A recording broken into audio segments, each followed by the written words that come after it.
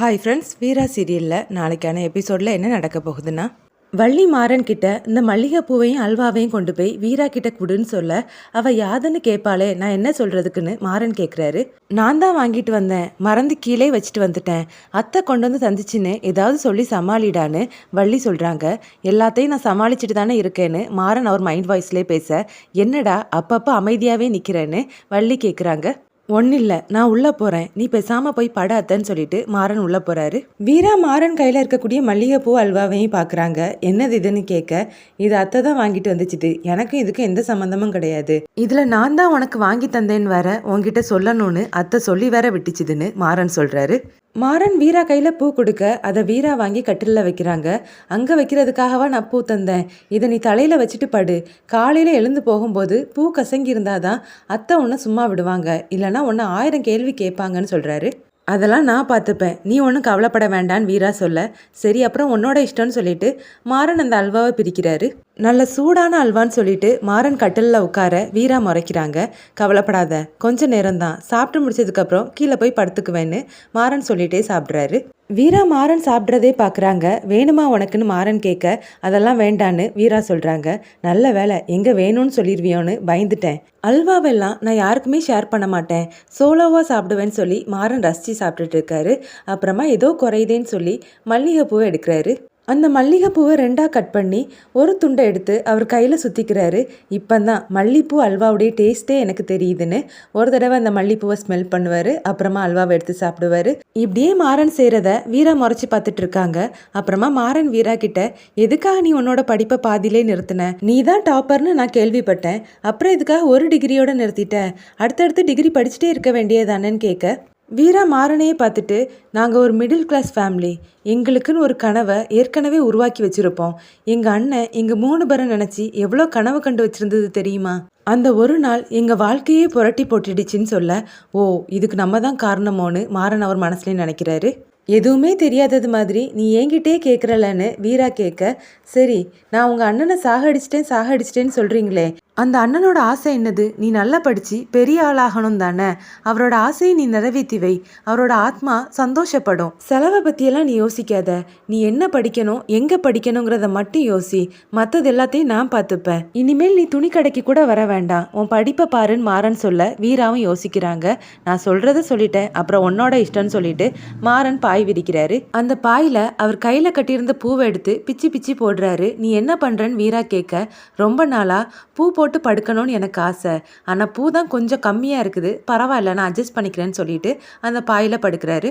ஆஹா எவ்வளோ வாசனையாக இருக்குதுன்னு சொல்லிட்டு மாறன் தூங்க வீராவும் படுத்து தூங்குறாங்க. காலையில் வீரா எழுந்து மிச்சம் இருந்த காஞ்சி போன பூவை எடுத்து பெட்டில் பிச்சு பிச்சு போடுறாங்க. இதை பார்த்த மாறன், என்னடி செய்கிறேன்னு கேட்க, நீ என்ன செஞ்சியோ அதை தான் நான் இப்போ செய்கிறேன், இதுக்கு வேற எந்த அர்த்தமும் கிடையாதுன்னு சொல்லிட்டு வீரா வெளியே வரும்போது கண்மணி நிற்கிறாங்க. கண்மணியை பார்த்ததும் வீரா வேணும்னே வெக்கப்படுறாங்க. இந்த மாறன் ரொம்ப மோசம்பா, இப்படியா பண்ணுறதுன்னு சொல்லிட்டு வெக்கப்பட்டுட்டே சிரிச்சுட்டே போகிறாங்க. இதை பார்த்த கண்மணி என்ன நடந்திருக்கும்னு யோசிக்க, அடுத்ததான் மாறன் வாடி போன பூவை எடுத்து அவரோட கையில் கட்டிக்கிட்டு எனக்கு ஒரு மகன் பிறப்பான்னு பாடிக்கிட்டே வர, வெளியே கண்மணி நிற்கிறத பார்த்ததும், ஐயோ அண்ணி, குட் மார்னிங் அண்ணின்னு சொல்லிட்டு வெக்கப்பட்டுட்டே அவரும் போகிறாரு. அதை பார்த்த கண்மணி சீன்னு சொல்லிட்டு என்ன நடந்திருக்கும் உள்ளே போய் பார்ப்போன்னு ரூம்குள்ளே வந்து பார்க்குறாங்க. அங்கே பெட்டு முழுக்க பூ கிடக்கிறத பார்த்து, ஒருவேளை அவங்க சொல்கிறது மாதிரி 2 பேரும் சந்தோஷமாக தான் இருக்காங்களோ, வீரா ஏன்டி இப்படி பண்ணன்னு நினைக்கிறாங்க. இவங்களை இப்படி விடக்கூடாது, ஏதாவது பண்ணி பிரிக்கணுமேனு மனசுக்குள்ளே நினைக்கிறாங்க. அடுத்த சீனில் கண்மணி வடிவும் பேசுகிறத காட்டுறாங்க. வடிவு கண்மணி கிட்ட என்னடி நடந்ததுன்னு கேட்க, போங்கத்த, நீங்கள் சொல்கிறத கேட்டு நான் அங்கே போய் அவமானப்பட்டது தான் மிச்சம், 2 பேரும் எப்படி கொஞ்சம் குழாவுறாங்க, என்னை பார்த்து வேணும்னே வெறுப்பேற்றுறாங்க, நீங்கள் சொல்லி நான் அந்த விருந்துக்கு போயிருக்கவே கூடாதுன்னு கண்மணி சொல்ல, என்னடி சொல்கிற, அப்படியா நடந்துச்சுது, அப்போ ஏதாவது செஞ்சு அவங்க 2 பேரையும் பிரிக்கணுமேனு வடிவு சொல்கிறாங்க. அத்தை, அதுக்காக என்ன வேணாலும் செய்யலாம், ஆனால் அதனால் என் தங்கச்சிக்கு எந்த ஒரு பாதிப்பும் வந்துடக்கூடாதுன்னு கண்மணி சொல்கிறாங்க. புரியுதுடி, முள்ளில் விழுந்த சேலையை பட்டும் படாமல் தான் எடுக்கணும். ஆமாம், உன் மாமனாருக்கு ஜோசியத்துக்கு மேலே நம்பிக்கை இருக்கான்னு கேட்க, அதிலலாம் அவருக்கு நம்பிக்கை இல்லை அத்தைன்னு கண்மணி சொல்கிறாங்க. நம்பிக்கை இல்லைனாலும் நம்ம நம்பிக்கையை வர வைக்கணும்டி, நான் ஒரு ஐடியா சொல்கிறேன் கேளுன்னு கண்மணிக்கு ஒரு ஐடியாவை சொல்கிறாங்க. நல்லா தான் இருக்குது அத்தை, ஆனால் இது ஒர்க் அவுட் ஆகுமான்னு கண்மணி கேட்குறாங்க. நடக்குமா நடக்காதாங்கிறதெல்லாம் ரெண்டாவது விஷயம். ஆனால் இதை நடத்துறதுக்கான வழியை நம்ம தான் உருவாக்கணும்னு வடிவு சொல்ல சரி அத்தன்னு கண்மணியும் சொல்கிறாங்க.